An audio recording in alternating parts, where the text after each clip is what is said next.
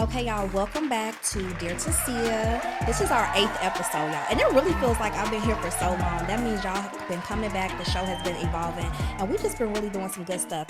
Okay, so we have a couple of subscription reminders, and that is to follow the Dear Tisia podcast on Apple and Spotify.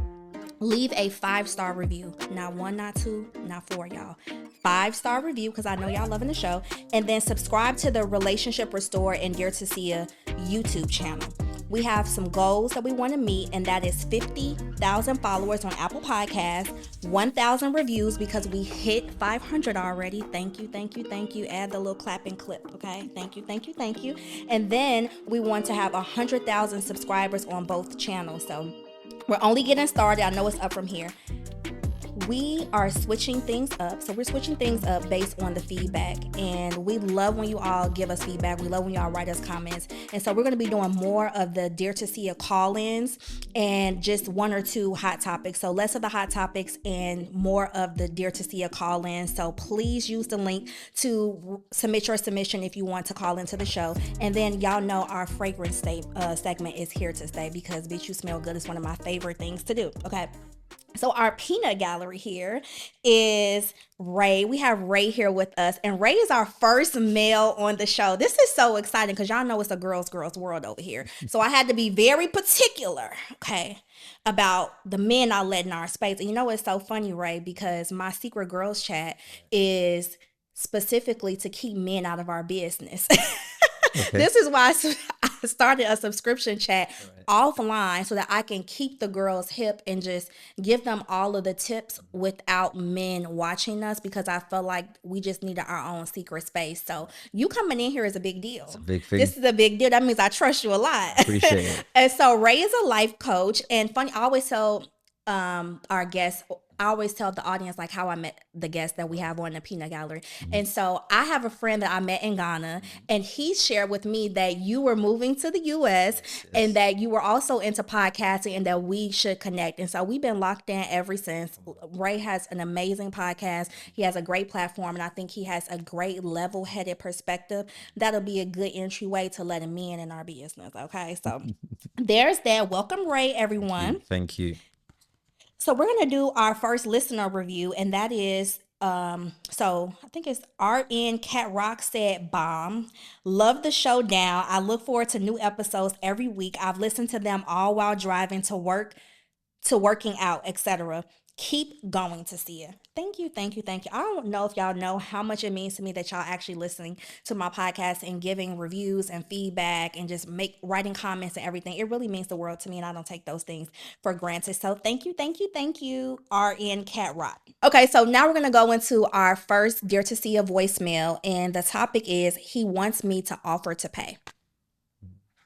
Dear Tisia, I've been with my boyfriend for over a year now.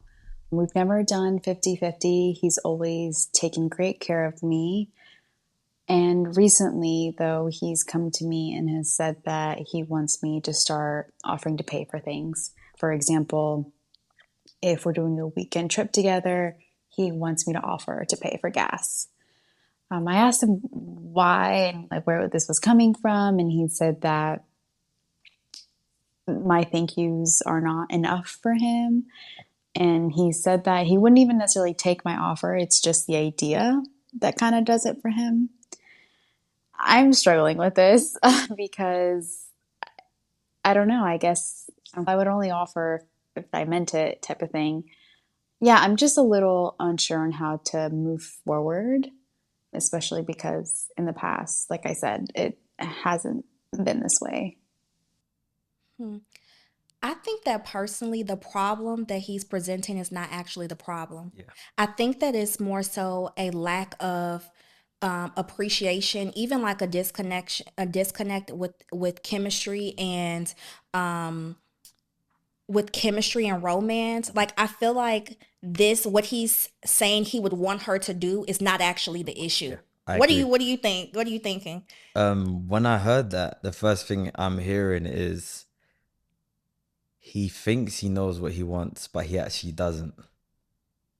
that he thinks he knows what he He wants. thinks he's saying what he wants, Oh but he's yeah. not. Yeah, absolutely. Mm. I don't think that offering to pay for the gas is going to make him feel valued. I think that there's like a lack in connection, a lack that he's not feeling appreciated, Yeah. or that there are other things that she could be doing Yeah. that I think honestly are like a little bit more feminine that I think will go a long Right. way. Like, you 100%. want a woman to pay for the gas? Hmm. Yeah, no, I totally agree. Yeah, like there's something else going on here. And I feel like, maybe he's just not feeling, maybe verbal affirmations. Maybe he's not feeling appreciated. Like, I think that she could say thank you in so many more Different ways. ways, And right? I always tell women this: Hmm. your currency in life is not financial. And when a man is looking for that type of appreciation, I don't think it's in the, oh, you could pay the utility bill, you could pay for Yeah, the yeah, gas, you could pay for it's just like, babe, you came home from work. I realized you didn't meal prep. I yeah. cooked your food. Just filling in the gaps. And I feel like what he's asking her for is also like built up frustration, and Yes. he's kind of like negging her. It's like, oh, you need to do something. Something, But yeah. I don't really think that that is what's really going on. I would actually kind of recommend that they have like a nice dinner date out and really do like a audit of the Yep. relationship. Like, what is it that you're feeling? What things could I be doing better? Because I don't think this is a money issue at No, no, all. no, I don't not know. at all. What are your thoughts on it? My thoughts on this is, um, men are simple. As much as we're told that we're not simple, we genuinely are simple Mhm. creatures, right? And you hear it on a nail. Sometimes it's little gestures like, babe, you come back from work, I'm gonna run your bath for you.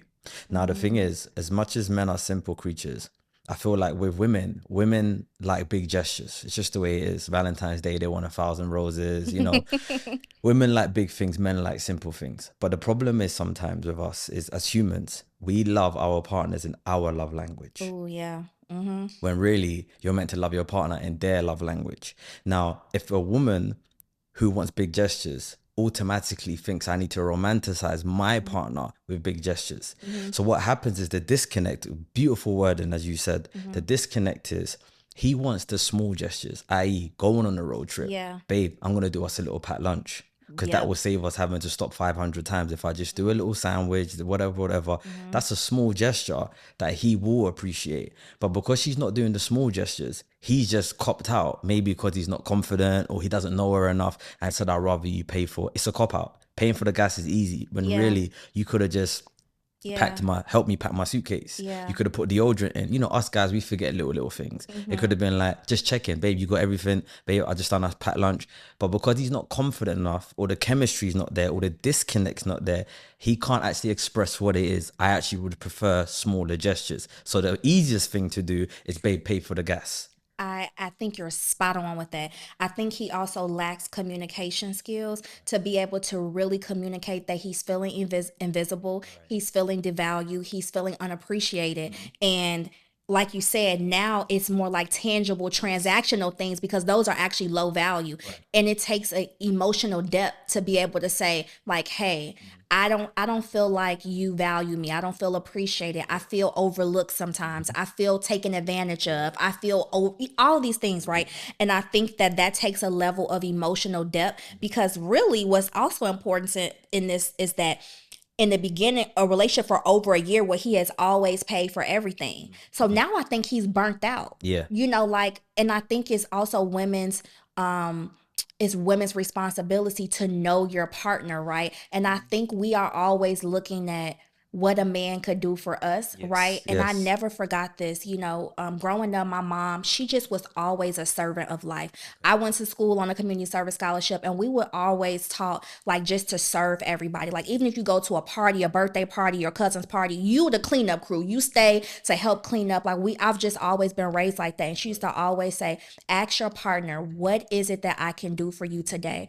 How can I help your day run more smooth today? And I think that as women, we are just socialized to be in a receiving energy because like the man come and gets you, Yep. he's supposed to sweep you off your feet, he's Prince Charming. And a lot of us get caught up slipping because our men are getting like they're getting just kind of closed out, like they're getting frozen out, and we're not able to really tap in and understand what they need. Right. I Right. don't think we're that's not our strongest suit to really be like, what is it that my partner is looking for? And I think sometimes as women, you have to like recalibrate because your man is crying out for help. 100%. He's crying out for help. 100%. And one day it's going to be gas and the next day it's going to be Keisha. Yes, Okay. yes, Like yes. the No, it's first time facts. it's going to be like, hey, can you pay for this? And the next thing you know, he going to have girls on his phone.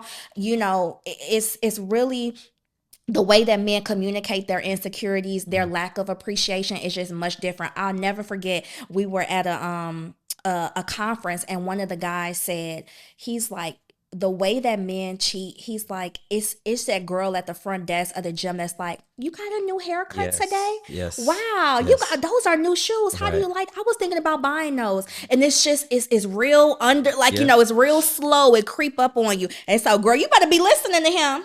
No, Okay. 100%. I think that you should have a deeper conversation with him about what you could actually offer him and how he's truly feeling, because it doesn't sound like he's able to really communicate that. I think you need to pull it out. This not about money. It's not about gas. It's not about paying for things, groceries, or anything like that. I think he may be burnt out, and you could honestly check yourself. You may not actually be showing as much appreciation as you should for your partner. So yeah, I think it's a cry for help. And like I said, girl, first it's gonna be gas, next it's gonna be Keisha. So Check. I think watch it. just to add to that, I do think his communication skills, because the reality is they've been seeing each other for a year. Yeah. He could have been in a really great job when they first met and he's holding it down. And then let's just say he got made redundant, or business ain't doing so well if he's an entrepreneur. He needs to communicate that if they're serious. Of course, if they're not and it's just a date, you don't need to expose your lifestyle like that. But if it's someone you've been seeing for a year and you trust that person, you need to be honest to them and say, listen, I just got made redundant, or laid off, as you guys say. Yeah. I just got made redundant, I just got laid off, or business ain't booming. Especially if you're an entrepreneur, business is seasonal. Yeah. So it just might be a quiet season for you, so you just might have to communicate over to her and say, listen babe, I usually got you, but unfortunately right now got laid off, got made redundant, business ain't booming, so it would help if you could contribute. At least with then it's more, I understand what's going on, but without saying anything, I think you're still the man. I still think you got your job, and you're saying pay for my fuel. It's like she's genuinely confused. Like, is everything okay? Yeah. Well, also too, he's saying that I wouldn't even accept your offer. It's just mind the games. principle of like Right. this is petty. Like Yeah, it's he's petty. being It's petty, mind and games. to me that communicates frustration. Right. I don't think he's had any shift in his job or his finances. I think that he is frustrated and he's being passive aggressive and angry, and he's frustrated and he's basically like, I wouldn't even accept it. It's just a point, just do it. petty. I'm just like, this ain't really about the gas. I think that she probably just needs to, just tap in a little bit more with her partner and ask him. And I that's think it. that's one of the biggest missed opportunities, is that people don't ask their partner, what do they need? Yeah. What do they need? What do they need from you? And what could you be doing better? I'll ask you a question on that then, Tisia. And be honest with me, brutally honest. Are women taught how to romanticize men? I think we are actually more than men are.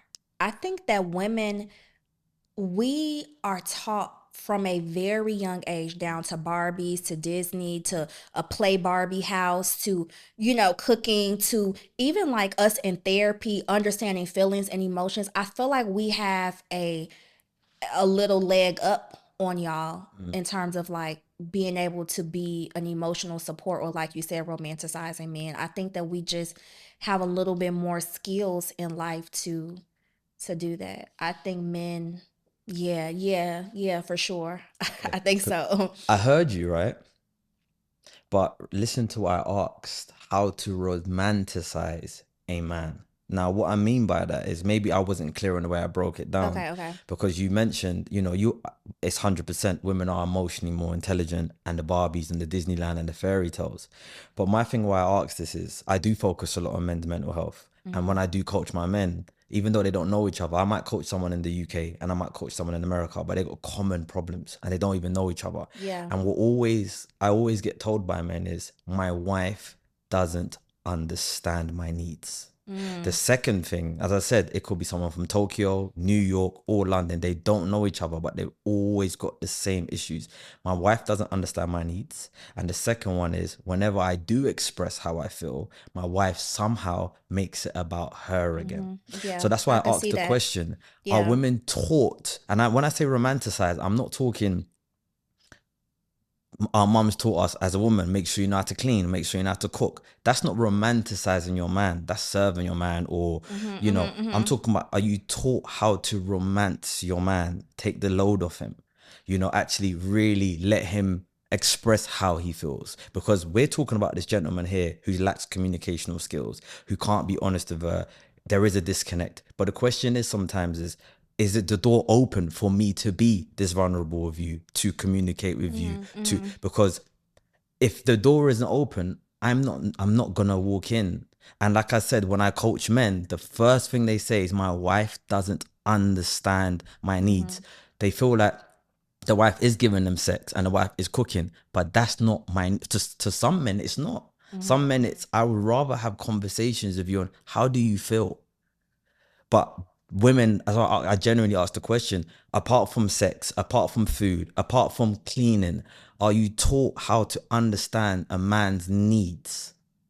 I think I still feel like my position stands because when you think about men, like just men, right? I think that the same thing could apply where like men think like providing and protecting is just that all they do. And we just talked about this in the last episode. Like sometimes men don't understand intimacy without it being physical. They don't understand like what intimacy and chemistry and connection could be without, if like they had their hands tied behind their back, they wouldn't know how to connect, how Yeah. to connect with you. And I think that women are still just a little bit, and I'm not saying they're perfect or there's not work to be done, but I still think that we got a little bit more of an advantage in creating a open space for men to be vulnerable. Okay. Yeah, yeah. I Okay, respect we'll that. see. Yeah, we'll I see. respect that. Do you want me to read some of these three main points, Dre? Or are we going to the next one?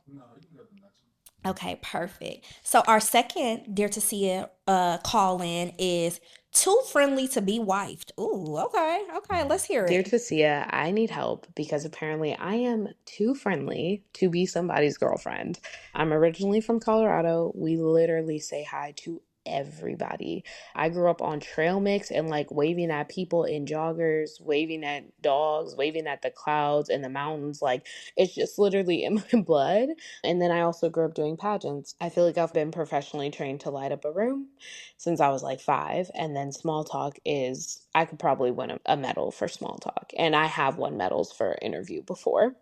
But now I live in the DMV. And if it's not the friendliest place in the world, and commentary that I keep getting back is that I am just too friendly. And that now it's, why are you laughing like that? Like, why are you so friendly? Like, why did you do this? And it's, to me, I'm not flirting. I'm literally just not being rude. And I don't know how to say that without it being like, this is what like a man thinks when you do that. This is what happens when you do that. As opposed to, this is just how I grew up. And I don't want to change my personality. I don't want to give like DMV energy, like dead stares, arms crossed, like me mugging. But I also understand that like the culture is different out here. So I want to be respectful. But how do I balance both and just being myself and also dating? So first of all, I know this young lady. This is so funny because she's in my secret girls chat. So hey, girl, hey. Hey, hey.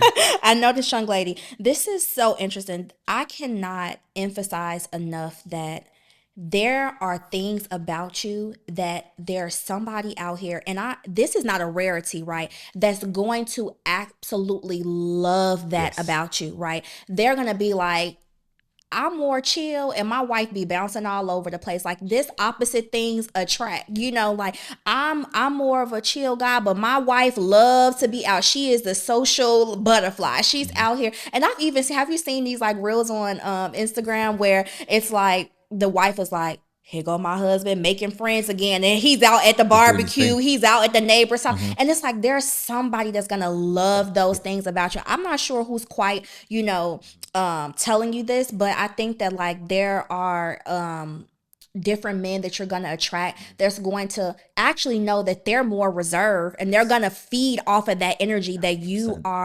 um you are somebody that's outgoing, that can make more connections. Like those are things that in partnership that you ping pong off of each other. And so I would just think honestly, it may be like an insecurity thing, maybe trust issues, maybe, but you don't ever want, and I'm gonna tell you this is a grown woman fucking comment. This is grown woman shit. This is how I've really have evolved.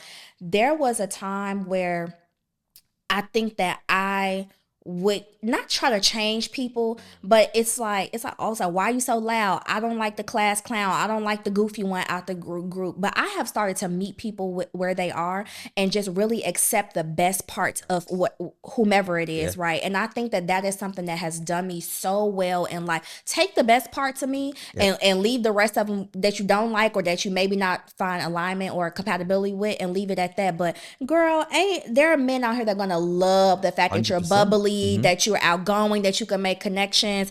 Also, too, what people don't understand is in my opinion, being bubbly and outgoing is also an instinctual motherly nurturing trait, that you like tribal instincts in order to like build family and things like that, right? Like you have to be able to make connections. If we was going off you being a damn introvert, we wouldn't have no family and friends, okay? Right. No, Like who you 100%. think gonna come watch these kids? You know what I'm If we saying? if we're in the neighborhood, You just in the neighborhood, you're gonna need to drop some. And I think men can see that. Like, even if it's like not who they are, I think that they can appreciate that in a woman, because you need connection and community to be able to thrive and have a family. So honestly, girl, this sounds like these are just some lame men who got 100%. insecurity issues. No, 100%. Just to add a tiny bit on, because I would have said word for word. So it's not like I haven't got nothing to say, but I genuinely agree with everything you said. If I was to contribute to this, I'm going to look at this camera, right? Girl, people will come, your tribe will find you. You know, like, know your worth, your tribe will find you. Like Tisia said, I'm genuinely hearing the guys that are saying this to you, there's an insecurity problem within themselves, because maybe they got trust issues. They feel like you're bubbly, and because you're bubbly, if you're with them, you're gonna go outside and someone's gonna take you away. It's a them problem. You, like Tisia said, it is a blessing. It's funny, as entrepreneurs like myself and Tisia, when we are coaching, we're telling people to network, because network is the best currency. And how are you going to network if you're at home being an introvert? You're not saying hello to every person. You need it. You need a community. You need to be to network, to be bubbly. So don't change, girl. There is someone out there that's going to love exactly this thing that you've mentioned. It's going to be their favorite thing about you. I promise you that. Favorite thing. No, seriously, favorite thing. And it really works so well. I know so many, like, one is like the fun, outgoing person, and one is just like, oh God, here she goes again. Right. You know, like, Yeah. it's just like, it just works, you know? And I think that it's just, there's like a connection there. I feel like it really just works. And again, like, I think that those are just like womanly instincts that a smart man would really You want see it to as a see it benefit. as a benefit. He would see it as a benefit because, let's just say, a natural disaster hits, a flood, like, it's gonna be that same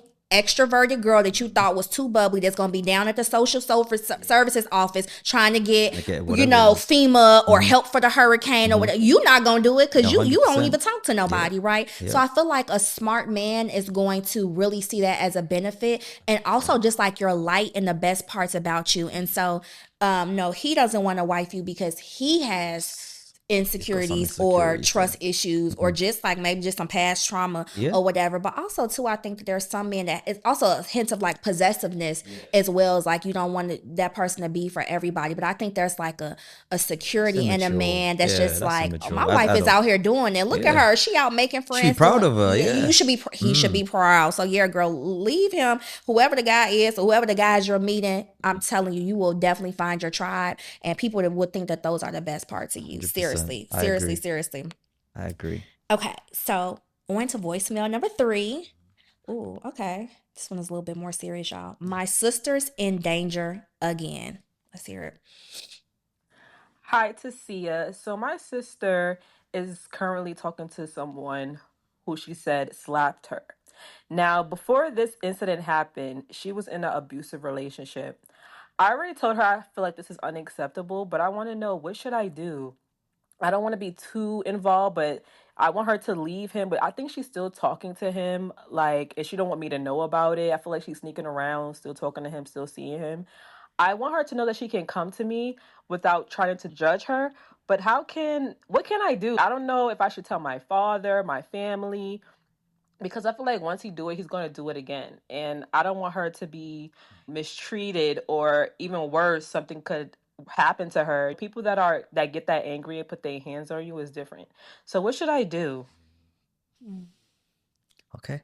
Yeah. So this is a near and dear topic to me Okay. for several reasons. One, because I've had family members that are, years, 14, 17, 20 years worth of domestic abuse. And I deal with women on a daily basis. Like, my whole community is based off of helping women, get out of situations like this. We've moved girls out of apartments. We've helped them found shelters and things like that. So this is something that is very near and dear to me. There are so many layers to this. And she touched on a few of them. One is that you don't want her to feel judged, and you want her to be able to um,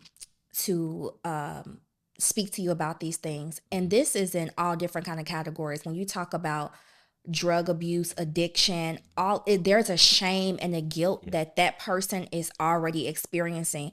And to you, it could seem like he hit you, so leave. He hit you, so leave. And it's sounds just, so simple. it's right. It sounds so simple, and it's really, really not. My personal advice would be to get as close to your sister as you can, because you really need to understand have an intimate relationship with her to be able to know what is going on with her, Right. that she would accept this type of treatment, because there's a pattern. She was dealing with a abusive person before.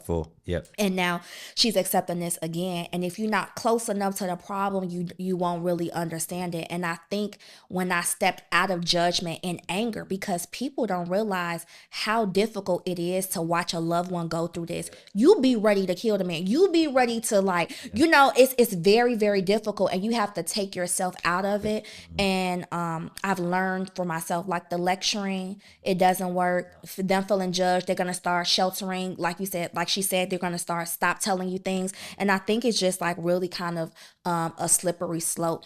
I would just really be as close to your sister as you can, so you kind of really know more details about what's going on. And there's just gentle nudges that you can give, that just really reminding her of who she is, and that there's better things out there for her, and not even focusing on the guy, but just like helping her realize that there's more to life for her outside of the abusive relationship. Even like, hey girl, I know you say you're gonna go back to school. Are you still gonna do that? Like, showing her that there's more to life than what she actually has going on, 100%. versus like, why are you talking to him? He ain't good for you. Like, that is just going to actually, even psychologically and mentally, draw her more to the issue. If you keep telling the kid, don't go in that jar, they're gonna be like, damn, what's in the jar? Like, I want to go over there. So the more you emphasize the actual issue, it's just human nature. It's gonna make her more curious about it. It's gonna pull out the rebel in her.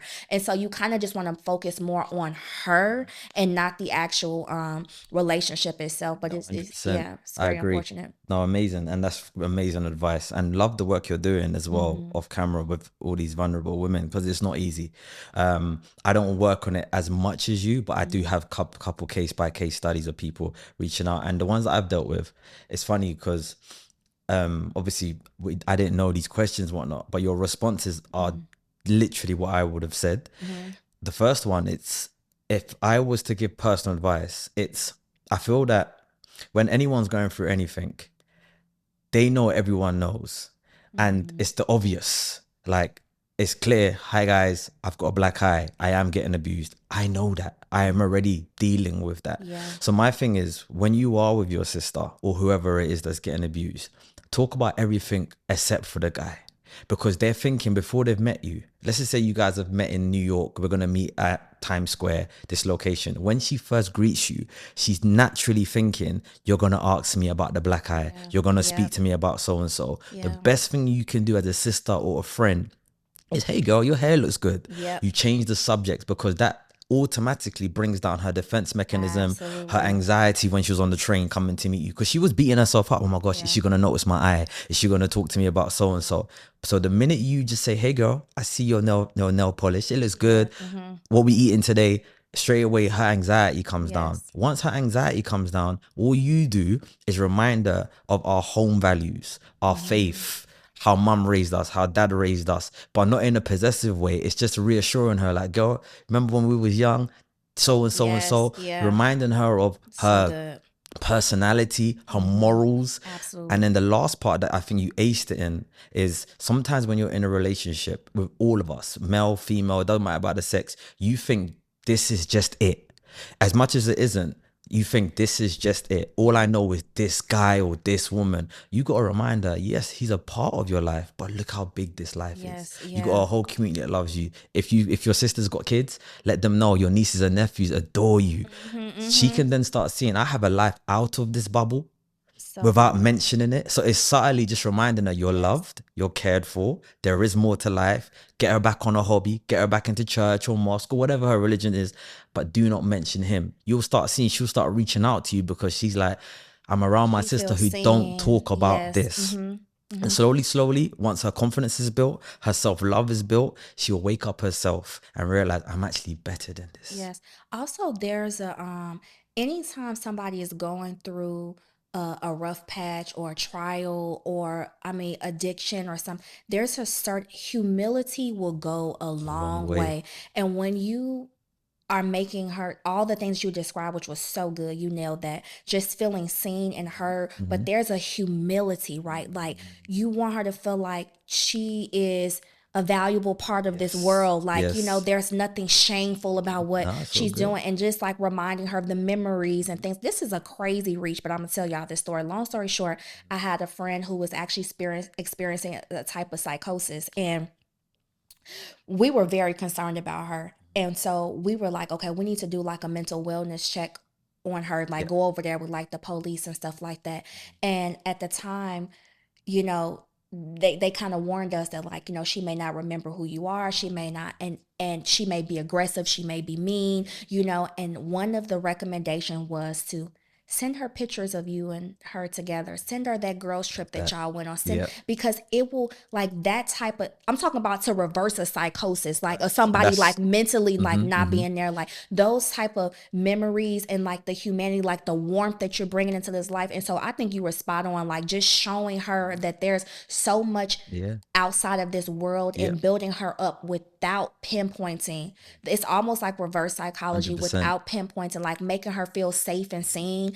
And also, like, a lot of times, most times actually, almost all people that are in abusive relationships forgot who they are. That's all it is. They literally are lost. They forgot who they are.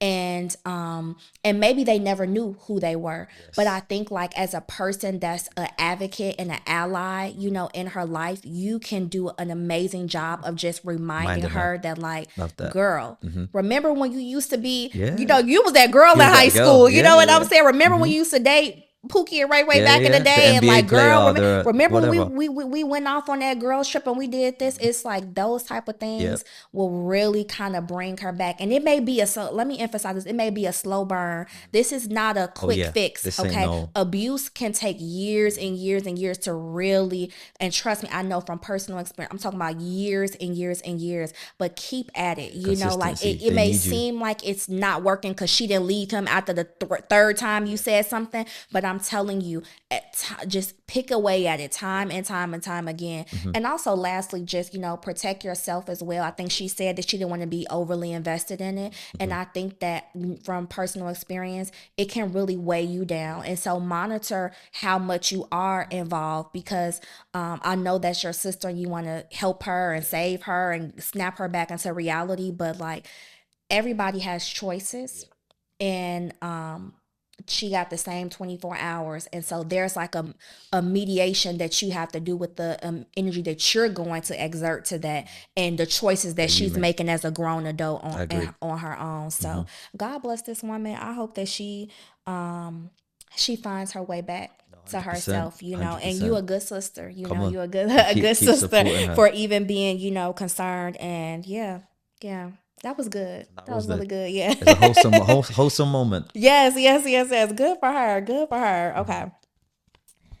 On to our Bitch You Smell Good segment. Okay, so our feature fragrance, and so I always told y'all I love to smell like a man, right? And so the funny thing is that because Ray is here, I brought a unisex fragrance that I have from Nishane. And it's called Fan Your Flames. And Ray actually has a decant of it over there. So he's going to be smelling it with me. But the notes in this fragrance is coconut, rum, tobacco, tonka, oak moss, and Chinese cedar wood. It's just so good. I just love it. So you ready, Ray? I'm Let's ready. rate. All right. You good? Let me know what you think. Ooh, that's spicy. It's so good. Mm, Okay, so the tonka, do you smell the rum? I do. Rum, tobacco, tonka, oak moss, Chinese. This is really grown, y'all. This is like, to me, it's like a man's dream because coconut is like it's smooth Yeah. and then like the rum is spicy and tonka is just like a I think it's kind of gritty, it's deep. And then the Chinese cedar wood, cedar wood and santal is found in a lot of men's fragrances. So I absolutely I'm liking it. I absolutely love this. Mm. Ray says he likes it too. Right. I can definitely it's giving me that I can sense the tobacco. Oh It's giving me yes. I'm a grown man. Uh-huh. Mm-hmm. I've gone away on a business trip but this business trip I need to smell like I'm serious but not too serious. So it's got that right balance. Spray yours and let me know what your lady thinks. I hear you. I definitely will. Thank you. Yes, spray That's it when you nice. get home. Let me know what you It's think. nice. It's definitely nice. What's it called? Nishane, Fan Your Flames. Okay. I'm gonna Fan Your take a Flames. It's really have to good. definitely Really take a good. picture of that. That's good. And also, side note, Nishane is probably one of favorite, um, my favorite fragrance houses, and I probably have more than I have from any other. This and probably Tiziana Terenzi. I probably have the most. But anyways, y'all see this dent in there. We we all the way down here. I just love it. It's sophisticated, and for the translation of it for a woman, I feel like it's given like boardroom, boss lady, Yes. just like real grown, real grown. So anywho, I love that. Nishane, Fan Your Flames. Okay, so lastly, y'all, we have our red flag report. And this one is entitled Olympics Red Flag Olympics. She took gold. Okay. According to a viral TikTok video by Tessa Cat, the brand, a woman says that she stood by her baby daddy after he was shot 5 times by the boyfriend of the woman he was cheating with. At the time, she and her partner had a 5-month-old baby at home. She rushed to the hospital in the middle of the night only to find 3 other women already there. Despite the betrayal and trauma, she chose to stay. Helped him through recovery from paralysis and says they eventually rekindled their relationship. Wow. Are you playing this, Trey? Or just okay? Let me tell you this: the ride or die stuff. I got questions like where we going and why I gotta die. Right. This is just It's absolutely crazy. insane. Yeah. And let me tell you what happens when a woman does all of this type of stuff for a man. She thinks that she's communicating to him that she's ride or die, she got his back. You want to know what this communicates to a man? That you love me, that I must be him, that I am that great. Literally, women think that the work that they do for a man is showing him Yeah. that she's a good woman, and it's doing absolutely nothing but boosting that person's ego. The man is gonna be like, yo, I must really be him for her to be doing all this stuff. And so honestly, she should be embarrassed because there is no man on this earth. Yeah. Okay. 3 women at a That's hospital. crazy. It's crazy. You got a 5-month-old at home. You rush to the hospital, 3 other women there. Yeah. And then he was shot 5 times by the boyfriend of the woman. Right. It's just too toxic, man. There's so much. Literally, there's every time you made a decision from the time he was shot and you found out that he had a another woman that he was dealing with, and then you got to the hospital and you found out all, despite the betrayal and trauma, she chose to stay. You have literally put yourself on like the lowest totem pole. When I tell y'all, please be a difficult Danielle. I always say this: the patient Pamela's, the casual Kathy's, the easygoing Elizabeth's. That is not who you want to be. You have done nothing but signal to this man that you feel so low about yourself, you will do anything. This is not the woman that men want. Okay. 100%. There's a book, and I forgot, I read it a few times, and it's something like Men Don't Date Women Like You. And it basically is about teaching women how to really like level up and kind of speak man language. This is you have had to sacrifice a piece of yourself so much on all these different occasions, and I think she thinks that it's showing that she's down, but it's actually showing that you value yourself so low that you could, and I can't think of anything more grand, because the cheating has already happened, betrayal, all of this, and now this man, through paralysis. Yeah. And then she's probably guilty, thinking in her head, if I'm not with him through his hardest times, I'm not a real one. Now, there's so many things to unpack here, because for me, it's this, right? You sticking by him, all you're really doing is letting him feel that all of this that he's doing is normalized. That's the first thing. The second thing is, you've given birth to a 5-year-old. Was it a boy by any chance? 5-month-old. Was it a boy or a girl? It didn't say. It didn't say. Okay. 5-month-old baby at home. Right. Now, for me, it's this. As a mother, you are a nurturer and you're looking after your offsprings. Whether you're an animal, whether you're a human, that's what mothers do. They nurture and look and they protect their children. You are not protecting your child. Because for me, it's a man's job is to build security and provide. Now, he's not secure and he's not building you security, not just for you, but for your child. There's guns involved, there's shooting involved, there's other women involved. There's so much going on. And as a mother, for you, it's, I've just had a child. I need to protect this child. And the security that I'm getting from this man is the opposite. He's bringing fear into my life. He's bringing, things that probably weren't norm to her, he is normalizing. And you forgiving him, you sticking with him, you're actually making him think that there is nothing wrong with what he's doing. I'm a massive believer, especially with men and boys. Boys learn through consequence. And it's hard for me to admit that, because I am a guy, but it's the truth. Yep. I didn't learn Consequence and reward. facts. Consequence and reward, yes. And sometimes, as ugly as it is and as bad as it is, I can look back now at I'm not going to give away my age, but I'm old enough to look back and think some of the consequences that hurt at that time, I genuinely needed it. And with this gentleman here, whoever he is, I never wished bad on him, and obviously he's in a bad way physically, but he actually needs some form of consequence to change, but not just for him, to change his children's trauma, because he's bleeding on the kids, he's bleeding on her, he's actually diminishing a whole generation. Let me tell you how this is going to end. Okay, first of all, y'all ever seen My 600-Pound Life? Yeah. You see how those 600-pound people always got a man, they got a partner, they got a girlfriend, they got whatever, okay? Let me tell you how this is going to end, because we have already seen that this man has such the audacity and lack of respect. You're going to nurture and care for him and his paralysis, and he is going to be on Facebook Messenger. He's going to be messaging other girls. He's going to be, I'm telling you how this is going to end, sweetheart.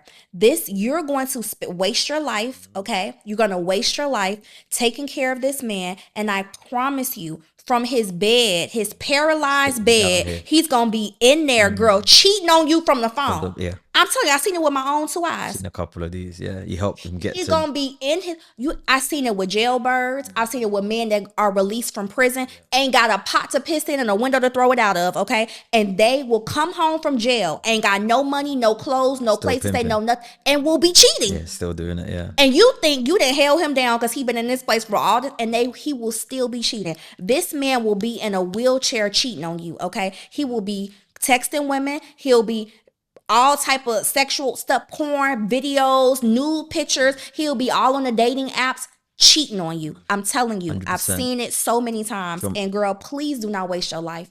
Please do not waste. To be honest with you as well, Tisia, something that I don't hear many speak about, but it's very evident in today's generation. It's a deep one.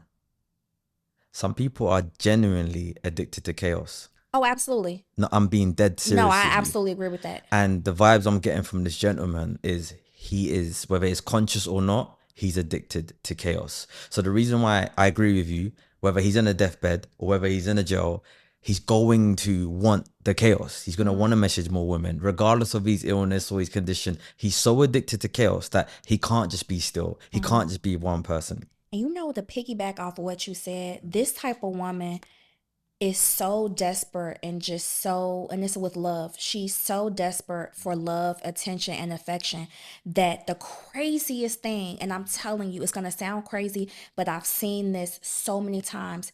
She probably thinks that him being paralyzed is the best fucking thing that ever happened to her. Ain't that crazy? She probably Finally think, oh, got how him. you, finally, gotcha.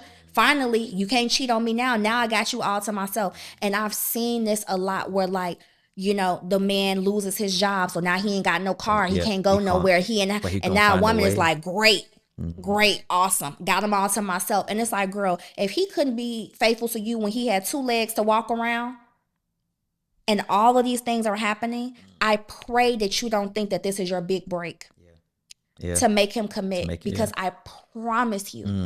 I promise you, please write me back, because that's not a write in. Please, I know that this man will be cheating on you from his phone. I promise. And you know that. what, Tisia, even if she does win when he's, you know, bedbound or he's got no more money to cheat how he was, the version of the man you've got, like, you're settling for second, like, do you know what I mean? It's like you're dealing with the crumbs. Like, now he hasn't got no money, or now he physically can't cheat. Send him back to his mama. Send him to his mama. 5-month-old and your baby. Take your baby and go on. Yeah, protect your child. But also too, like, you gotta make one of the biggest things that I have learned in life is that you can't. The more that you prevent yourself from hitting the ground, like, you gotta hit your face on the ground. This man has caused so much ruckus in your life, and you come in with a pillow as soon as he about to hit the floor. He never gonna learn his lesson. You gotta learn how to let people hit the floor. I'm talking about rock bottom, cold, they don't know, and it's hard to watch people do that. Girl, send his ass back to his mama.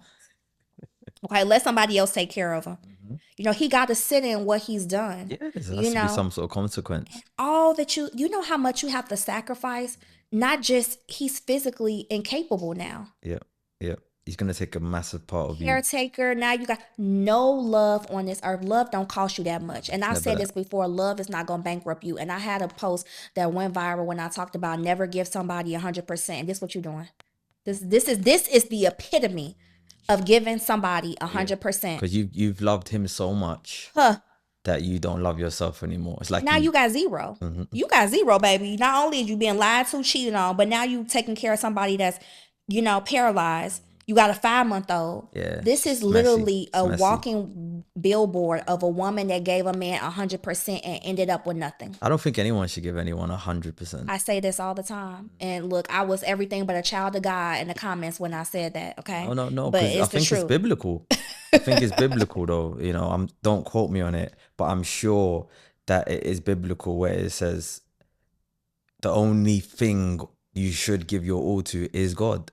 Because humans, it's not that we're bad people or nothing, but we're humans. We're flawed humans, you know. Absolutely. So for something to be so flawed, you should never put your all in it, because we don't even know. We're not in control of our own selves. Like, we're ill-disciplined, we do so many mistakes. So anyone that is flawed, anyone that is a human like what we are, we should never put our 100% all in it. We should only put it in the one thing that is guaranteed and that is perfect, which is God. Absolutely. I agree with that.